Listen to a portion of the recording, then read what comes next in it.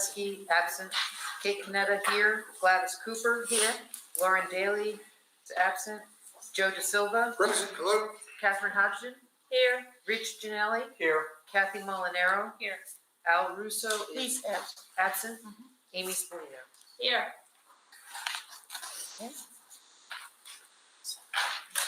At the point on our agenda, we'll turn it over to the superintendent to do the recognition. Thank you, Ms. Cooper. So this evening, I am excited to introduce Mr. Savorsky from the high school. He's our robotics team coach. We have Team Robotics here this evening. They have been engaged in some serious competitions around the region in Connecticut. We've had some opportunities to release a press release on some of their advancements in the region. And we wanted to personally invite them in this evening to welcome Team Robotics, Mr. Savorsky, and just kind of celebrate the team and the amazing things they've been doing. So if they can come up to the microphone and Mr. Savorsky can kind of walk us through some of the exciting things that are going on at the high school. Thank you, Thank you. It's loud. Thank you, Superintendent Walston, for inviting the team in to be recognized. Love that kind of thing. This is Team 5150. We are from Danbury High School, and this is the 11th year that we have been around. Last year was a non-year. As we know, we tried to do a couple things, and it did not work out. And I was a little wary of reconstituting, hoping we can get back to where we were, and boom, all of a sudden, there's all these children here ready to go and really chomping at the bit to get back into it. And so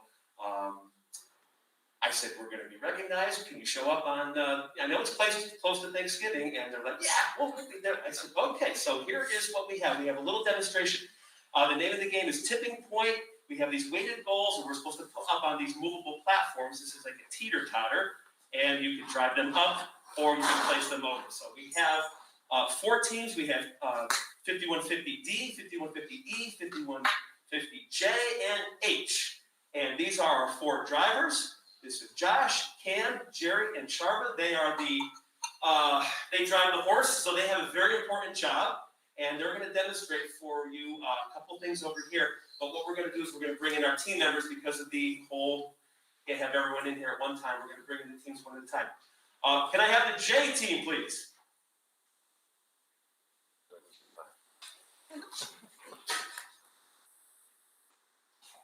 Okay, this is our J team. They've been around for about 5 years.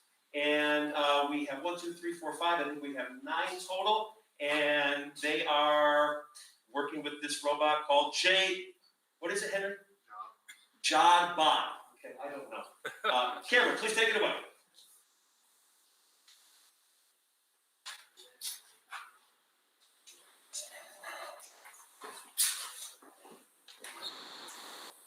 Okay, and these robots this is part of the VEX robotics system. And this is completely, of course, wireless. And the regular matches are 1 minute 45 seconds, plus a 15-minute autonomous part. And this is Cam will do the driving for us as soon as. Of course, it never works without cameras. Of course, it never works again. Guys, can you turn all the other robots on? They're in competition mode. They're worried to run out of battery power.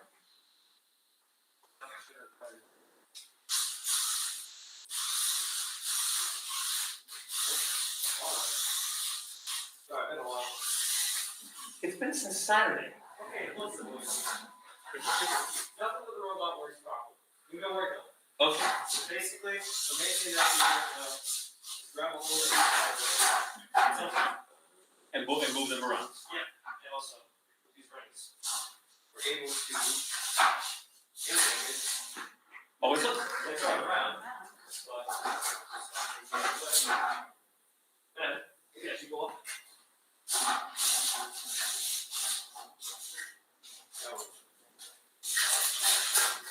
Oh, okay. Very good. Okay, that's a J button. Oh, and it almost got it on there. Okay, so we're working on this. It's we're working on it. Okay, very good. Okay, grab that off. Way back. Way back that way. Way back. H-team, we'll get H-team in here. H-team, please.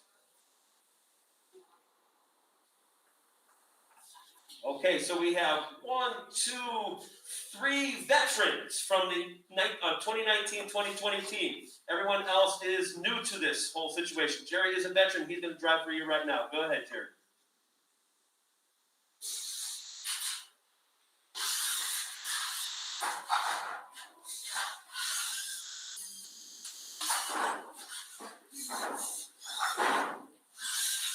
And again, one of the objects is when they are up on the platform, they're called elevated and balanced, because if you don't have them balanced, they are weighted, and they can fall off, and then you, of course, don't get any points for that.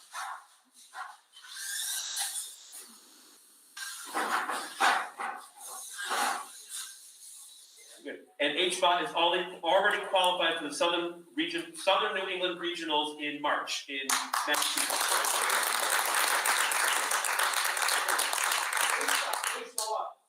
Ebop, you come on in.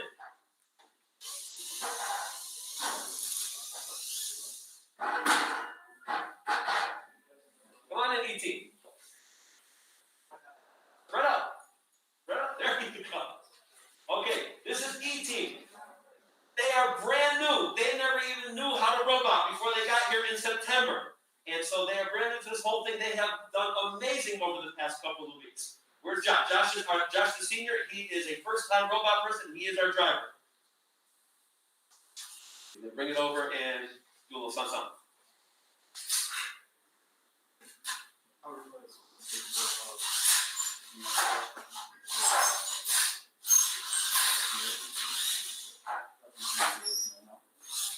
And it might be a little out of adjustment. We did just come off of a competition on Saturday.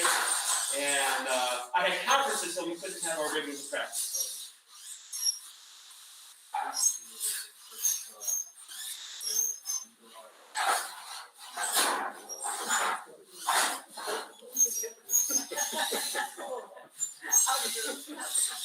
Okay, you're doing wheels. Okay, that's right. All right.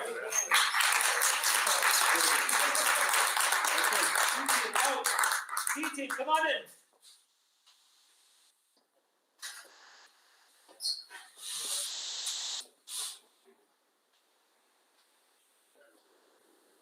All right, this is our D-team. D-team is our first robotics team that we ever had in 2010, and they have a legacy of being to Worlds 7 times, and this is our heaviest veteran-oriented team. Every team has to do what's called an engineering notebook. Can we hold that up? And that engineering notebook won Best Engineering Notebook the first 3 times out. So we carry that around in a briefcase with attached to handcuffs because that is one heck of a notebook. Sharma, who was a legacy, his older brother was on this team not many years ago, 5 years ago. So Sharma's a legacy, he's our driver, go ahead.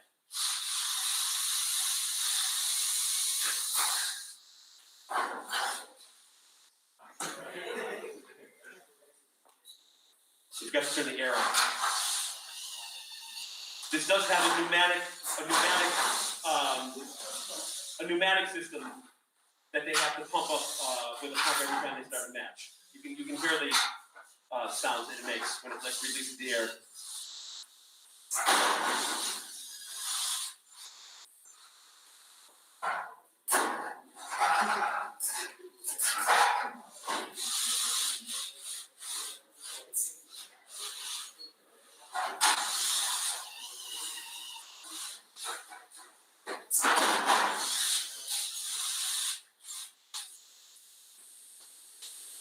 Okay. Currently we have 35 students. We always want that to go up, so we'll see what happens next year, but we do thank you for inviting us today. And, Mrs. Cooper, may I ask a question? Oh, sure. Mr. Savoyski, Yes. first of all, I just want to congratulate the group on the amazing work. I've been stepping down into Mr. Savoyski's room on and off for a period of years now to try to poke in and see what he's working on.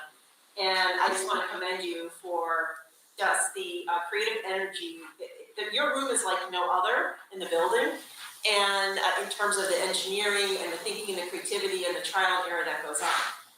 Eric's program here is so key and it's one of the reasons why when we see kids learning with hands-on, project-based, inquiry building, trial and error, the levels of engagement just soar. And it's really a great example of what we want to do with the academies and build that out. Robotics, engineering is going to be a huge component. STEM, as you know, is a growing field. And this is a classic example of just the teamwork, the dedication, and the interest that is generated by work like this. So I just want to say thank you very much. Can you just talk very briefly, like 1 minute, about the skills that the students learn in order to be able to get to this point? The skills that they have to develop, shyness goes right out the window. They have to learn how to network and talk to students. They have to go up to complete strangers they've never met before and understand exactly what the robot can do and can't do, strengths and weaknesses, and to be able to talk frankly to a bunch of students they've never met before, and because they may be on an alliance, they may be against someone else, so they have to be able to talk. The judges that we have here interview all of the teams, and they have to be able to talk coherently, not like students. They have to talk like adults. They have to really know their stuff, and they have to talk with the robotic jargon. They have to talk about autonomous and all of the different things that they can do. And the judges are looking for this. They grade them and they rate them on their ability to talk and to distinguish what's going on. The fabrication skills, they are all using tools. They are using the saws, they're using the Dremels, they are using all sorts of machines to build these things. Under grueling time frames, we have just come off 4 Saturdays in a row, and they had to get these things ready. And I would say, is it ready to go on Saturday? Don't worry about it, Swishy, we got it.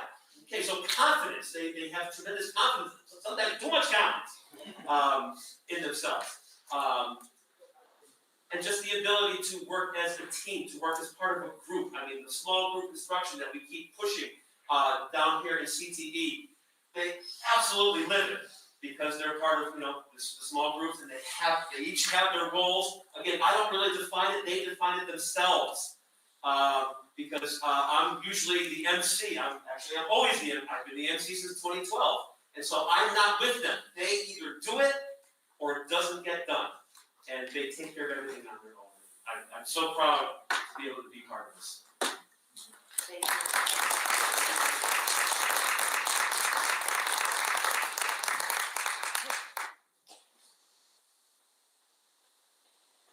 Thank you, Mr. Savoyski.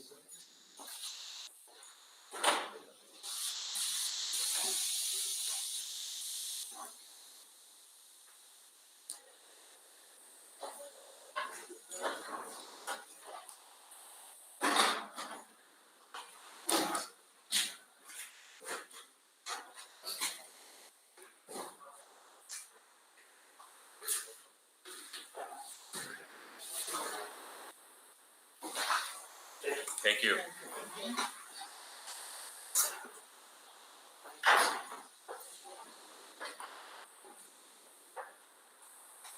Kate, you want to read the public participation and the script following that?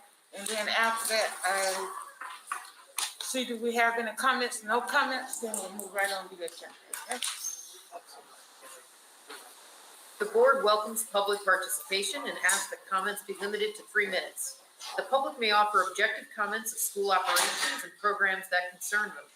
The board will not permit any expression of personal complaints or defamatory comments about Board of Education personnel and students, nor against any person connected with the Danbury Public School System. Danbury residents are also invited to send brief comments and questions via email in advance to dps_public_boe@danbury.k12.ct.us. Thank you. I need a motion to accept the consent calendar. So moved. Motion moved by Joe, I'll second. seconded by Kate. Any question concerning the consent calendar? Seeing none, do the roll call, Kate. Kate Canetta, aye. Gladys Cooper. Yes. Joe DeSilva. Aye. Catherine Hodgson. Aye. Rich Janelli. Aye. Kathy Molinaro. Aye. Amy Spallino. Aye. Okay, motion so carried, thank you. Educational staff representative? No? No? Okay. Student rep? Yes, okay. Oh, wait, sorry. Good evening, Board of Ed members, cabinet and community members. Thank you for allowing me to represent and speak on behalf of the Alternative Center for Excellence. ACE would like to publicly thank the community members, civil workers, cabinet, and the Board of Ed for your continued support of our program. We have been supported by our Danbury community since Joe Pepin opened our doors in 1977. Today, to give back and say thanks, the ACE staff and students hosted a Thanksgiving dinner for the community. It was a wonderful day that saw 33 students stay after school and volunteer at the event. We would like to publicly thank the following for making today possible. Thanks to Danbury Public Schools for our 20 by 70 tent. Thanks to Durant's Tent Company. Thanks to the Abbott Tech Culinary Program, Chef Longo and Principal Kevin Durkin for another great ACE Abbott Tech collaboration. Thanks to Stu Lennox for the 20 turkeys donated to feed our guests. Thanks to Pepper Pumping for the John. Thanks to Pippa's and Edison Kitchen for the hot boxes for the food. And lastly, thanks to Lewis United for the outdoor heaters and propane. ACE students participated in the annual coat and backpack drive to provide those in need. A special thanks to the DHS Key Club for donating 160 pairs of winter socks to the cause. Tomorrow, students will load up to the ACE van for deliveries to the Danbury Homeless Shelter and the Women's Center. We have a plan in place to bring the food back next year and return to the corner of Main Street and Elm Street for our event. Thank you for allowing me to share what's going on with our ACE family down on 26 Locust Avenue. Stay safe, everyone. Have a wonderful Thanksgiving and remain ACE strong. Thank you. Okay. Thank you. Okay, Bye. Happy Thanksgiving. thank you. Action item A. Okay, I'll make a motion that the Board of Education approve the October 2021 financial report in accordance with Exhibit 21-129. Second. motion made by Kate, seconded by Joe. Any question concerning the financial report? Action item A? John? You okay? Okay. Okay. Seeing none, the motion was made by Kate, seconded by Joe. Kate, do the roll call, please. Kate Canetta, aye. Gladys Cooper. Yes. Joe De Silva. Aye. Catherine Hodgson. Aye. Rich Janelli. No. Kathy Molinaro. Aye. Amy Spallino. Aye. Okay, motion so carried. I need a motion to table action item B. So moved. Motion made by Second. Kathy, seconded by Joe. All in favor? Kate, do the roll call, please. Kate Canetta, aye. Gladys Cooper. Yes. Joe De Silva. Aye. Catherine Hodgson. Abstain. Rich Janelli. Aye. Kathy Molinaro. Aye. Amy Spallino. Aye. All right, motion so carried. Superintendent's report. Thank you, Ms. Cooper. So a few updates for the board and for the community. One, just a reminder for the community, my office has begun to get questions about open choice and what that might mean for us in the 22-23 school year. We are beginning to get a little bit more information here in Danbury, and I wanted to update the board and also update the community. There's still questions out there regarding who our potential partners might be.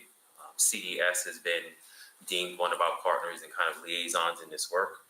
CES is a RESC that helps to serve the Danbury area. Typically, it's Ed Advance. That's almost the closest RESC.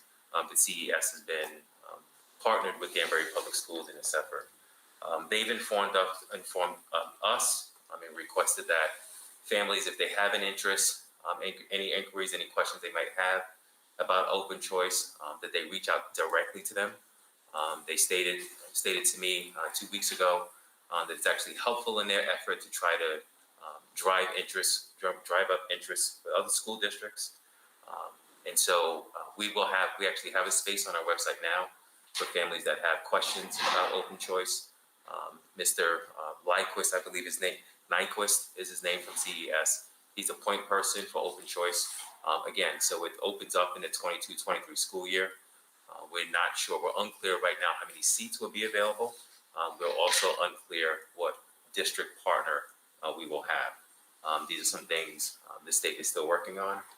They have tried to incentivize this program for other school districts to participate in, but right now we don't have the partners that we need to make this work. They will continue working on this effort.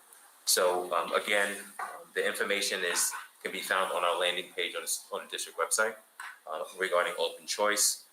The gentleman's name is Eric Nyquist from CES. His email information is also on the website for families that might be interested.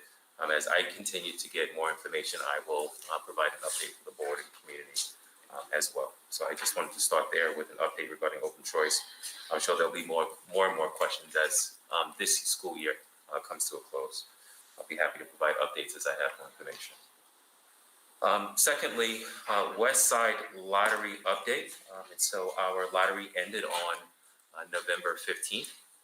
We had 627 applicants for STEM this year and 444 applicants in global studies. We will begin to send out letters to families, making them aware of the families who want a seat at the lottery. Those letters will go out on December 10th, and then families will have a certain time to whether accept or deny. And then if families choose not to accept the seat, we will then go to the waiting list. Those questions can be also sent to my previous office, the Assistant Superintendent's office at the district. Is that relatively normal in terms of the number of applicants for each of the programs in total? Yeah, I'm sorry, Joe. Yes, it is. It is. And we will have 125 new sixth graders in each academy. So it'll be 125 in STEM and 125 in global. Of the 600 plus applicants in STEM, this means then all of them are not necessarily sixth graders, and so they can apply from 6th, 7th, and 8th. But the majority of them are at the 6th grade level. So we will start there, fill those seats, and then the remaining students will be on a waiting list. The same is true for global studies as well. Mr. Washington, Yes. if there's a waiting list, how do you know up from that waiting list, have any of the students been contacted? And I guess if you start off with 50 students on a waiting list, and once the classes are all filled, how do you know that number has gone down or it's just going to increase for the next time? I'm sort of confused about that. So, Ms. Cooper, what happens once the initial list is solidified? So we send out the letters on December 10th. Right. And then after those letters are sent out, a waiting list notifications also go out to families. So you actually receive a number, you know what number you are on the waiting list. And then as seats become available, we at my office, my old office actually reaches out to the families to make them aware that a seat is available. Okay. And the lower your number, the greater opportunity you have to fill a seat. The higher your number, the risk increases. But typically we go into the double digits every year in both academies because some of our families and the students choose to stay at their home school, being Broadview or Rogers Park, but some of them do elect to take the seat. Our students are also applied to STEM and global, and once you accept the seat to one or the other, you have to come off of the other waiting list just by our own bylaws. And so that also increases the chances of other students on the waiting list. So being on a list does not mean you don't necessarily get into the school. Right. And with that number, if you're in the single digits or double digits, you begin, as you get closer in school, families start to call, and oftentimes they'll call Deb Stanton and they'll say, I'm understanding whatever. And so if they're in the 20s, we may only be in the single digits, and my office will encourage families, I will get back to you soon, please feel free to reach back out to us, but we will not skip over anyone. If they don't reach out to us, we will reach out to them first. Okay. We will call them, we will email them, multiple touch points to try to, and make sure that the community, the families have been informed. Okay, thank you so very much. Sure. And so the next item on the superintendent's update is, and I want to thank Rachel Chalesky and Richard Janelli for participating in the assistant principal interviews. We conducted interviews, I guess it's been about a month now. We went through a three-stage process with 2 panels and then also meeting with the cabinet. We had 3 finalists, I believe, that met with the cabinet and I. And we're very proud to announce that Mr. Angelo Marrero landed as the finalist and recommended candidate for the assistant principal position right here at Danbury High School. He was also favored on both panels as well. And I'm very continue to be proud of the work that we're doing here in Danbury with preparing aspiring administrators here in district. We continue, I think it serves us well. I think it speaks well about Danbury community that our candidates continue to shine amongst all of the candidates when we hold these panels. So I'm really proud and happy for Angela, and say he's also a graduate of Danbury High School. So we're happy to keep him in the fold here as our new assistant principal at Danbury High School.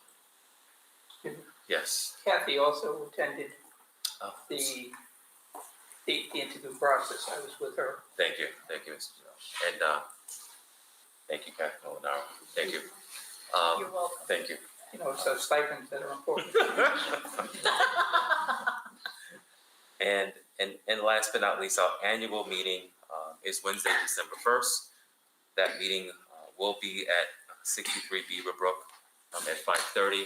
We are looking forward to reopening our doors for the board for that meeting, for our annual meeting. And, the place is cleaned up for a year now. It's been a warehouse for laptops and computers. At district office, we are very happy that the space is cleaned up because, quite frankly, we're limited for space similar to our schools right now. And so we're happy that our doors will be reopened for the board as well. So we're looking forward to seeing everyone on December 1st back at Beaverbrook. And Ms. Cooper, I don't have this on the report, but I just want to serve it as a reminder. We do have a half day of school tomorrow. So our families who are watching, I know we sent out a robocall reminding families, but we just wanted to send that reminder out one more time for anyone who's watching. We do have a half day in preparation for the holiday break. So happy Thanksgiving. So moving on down the agenda, I don't have a report tonight. I just want to ask any of the board members, do you have any type of committee report or any message that they would like to bring forth at this time? Yes, Kate. I just wanted to compliment the kids from ACE and the administration of ACE. We saw a lot of folks down there today, and it was a really great event. I'm so glad they could do it again. I know that's something that they really do to keep the community spirit up, and I'm sure they missed out on it last year. So I'm glad they're rekindling that. Thank you, Kate. Seeing no other information, I hope as chairperson of this board that everyone will have a safe and happy Thanksgiving. Thank you. And we look forward to seeing most of you, some of you, on December the 1st. Saying that, I would like to entertain a motion. Yes.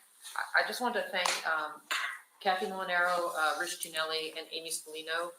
I know that this is their last meeting as board members, which for some I'm sure is a nice moment.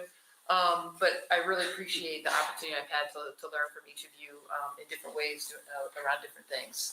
And the support that you've shown the community with your service is really amazing. So thank you. Words well taken. I think she was saying. Okay, I entertain a motion to adjourn. So moved. Motion moved by Joe, seconded by Kathy. Motion so. Thank you all and have a safe holiday. Thank you.